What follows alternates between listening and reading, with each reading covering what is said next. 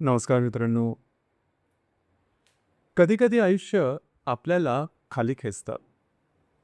आपली परीक्षा घेतं आणि मग अचानक एक दिवस सांगतं, "आता उठ. आत्ता तुझा वेळ सुरू होतोय."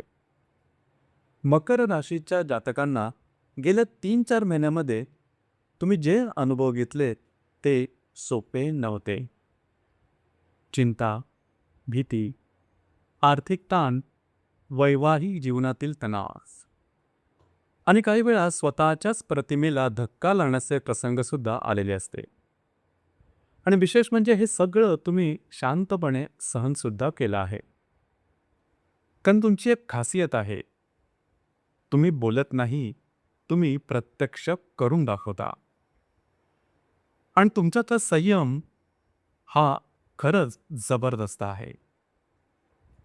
एप्रिल महिना हा तुमच्यासाठी नेमका याच संयमाचा आणि ताकदीचा परिणाम दाखवणारा आहे. हा महिना तुम्हाला सांगतोय, जे झालं ते विसर. आता नव्याने सुरुवात कर.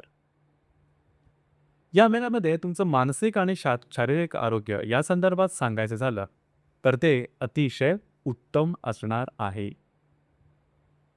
गेल्या काही महिन्यांमध्ये मनावर जो ताण होता, तो आता हळूहळू कमी होताना जाणवेल. तुमचा मूड सुधारेल, कॉन्फिडन्स वाढेल आणि सगळ्यात महत्त्वाचं म्हणजे काम करण्याची उर्मी परत येईल. तुम्हाला असं वाटेल की आत्ता मी पुन्हा उभा राहतोय. या महिन्यात तुम्ही फक्त काम करणार नाही, तर काहीतरी मोठं करण्याची तयारी दिसेल. काही लोक नवीन प्रोजेक्ट सुरू करतील, काही व्यक्ती अडकलेली कामं पूर्ण करतील आणि काही जण स्वतःच्या आयुष्याचा नवीन अध्याय सुरू करतील. आर्थिक स्थितीबद्दल सांगायचं झालं तर गेल्या 1.5 महिन्यात तुम्ही जे अनुभवलंय, म्हणजे जास्त खर्च, पैसे वाया गेल्यासारखं वाटणं आणि आर्थिक अस्थिरता, हे सगळं आता हळूहळू बदलावायला लागणार आहे. एप्रिल महिन्यात तुम्हाला आर्थिक बाबतीत मजबूत साथ मिळणार आहे. नवीन संधी येते, योग्य निर्णय घेता येतील आणि सर्वात महत्त्वाचं म्हणजे तुम्ही त्या संकटातून बाहेर पडू लागा. जवळची माणसं तुमच्यात नक्कीच उपयोगी पडतील. महिन्याच्या उत्तरार्धात काही चांगले आर्थिक लाभही मिळू शकता. म्हणजे हा महिना रिकव्हरी फेज आहे. घरगुती स्वास्थ्य किंवा कुटुंब याबद्दल सांगायचं झालं, तर गेल्या 2-3 महिन्यांमध्ये घरातलं वातावरण थोडं गढूळ झालं होतं. मतभेद झाले, ताण निर्माण झाला, पण आता ते सगळं हळूहळू पूर्वपदावर येईल. नातेसंबंध सुधारते, संवाद वाढेल, घरात शांतता परत येईल. तुम्हाला जाणवेल की हो, आत्ता जरा पुन्हा पॉझिटिव्हिटी येत आहे.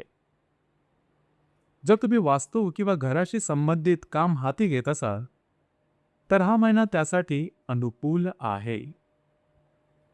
रिलेशनशिप किंवा लव्ह लाईफ प्रेमसंबंध हे या महिन्यात याच्यामध्ये जबरदस्त एक मोठा बदल दिसेल. गेल्या काही काळामध्ये रिलेशनशिपमध्ये तणाव होता, भांडण, गैरसमज, काही जणांसाठी तर ब्रेकअपची परिस्थिती निर्माण झाली होती. पण आता हा महिना नव्या सुरुवातीचा आहे. नातं परत जुळू शकता, संवाद परत सुरू होऊ शकतो आणि काही जणांसाठी तर नवीन व्यक्तीसुद्धा आयुष्यात येऊ शकते. म्हणजे हार्ट हिलिंग फेज सुद्धा आहे.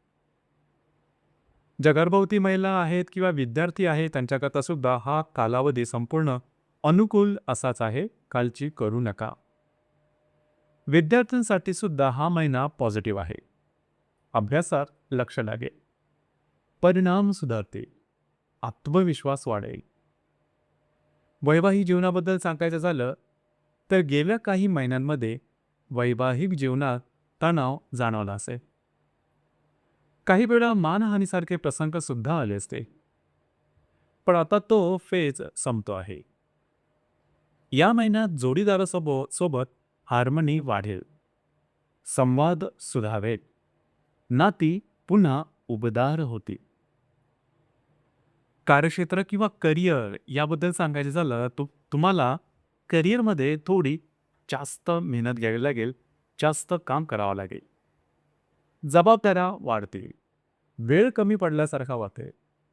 पण मकर राशीची ताकद काय आहे? ती म्हणजे चिकाटी, मेहनत, शिस्त. आणि या महिन्यात तुमचे हे गुण अजून पॉलिश होतील. एक महत्त्वाची गोष्ट, तुम्ही शब्दांनी नाही तर कामाने बोलणार आहात आणि त्याचा परिणाम तुमची ओळख वाढेल. लोक तुमचं काम पाहतील, तुम्हाला नोटीस करतील आणि करिअरमध्ये ग्रोथ सुद्धा दिसेल. या महिन्यातला जो सेन्सिटिव्ह पिरियड आहे तो असणार आहे 18 एप्रिल ते 23-24 एप्रिलपर्यंत. या काळात जास्त काम, जास्त धावपळ आणि त्यामुळे येणारा थकवा. म्हणून आरोग्याकडे लक्ष द्या. 2 एप्रिलला पौर्णिमा आहे, 17 तारखेला अमावास्या. या काळात मोठे निर्णय टाळा, वादविवाद टाळा, कमिटमेंट करू नका.